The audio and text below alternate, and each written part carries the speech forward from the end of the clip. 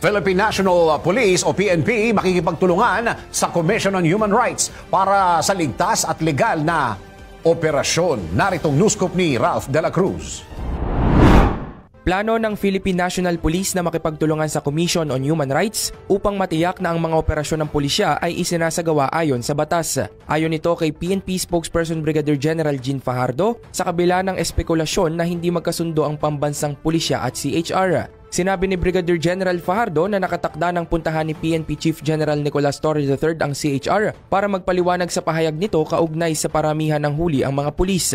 Dagdag pa ng PNP official, posibleng magkaroon ng Memorandum of Understanding sa pagitan ng PNP at CHR upang palakasin ang koordinasyon sa pagitan ng dalawang ahensya. Para sa News Scoop, ako si Ralph de la Cruz. Nagbabalita ng tama, naglilingkod ng tama. Thanks for watching. Ito po ang Aliw Broadcasting Corporation stations DWIZ 882, DWIZ News FM Regional, Home Radio 97.9, DWIZ News TV at Aliw Channel 23 nationwide. Kami po'y nagbabalita ng tama, naglilingkod ng tama. Like, subscribe, and follow.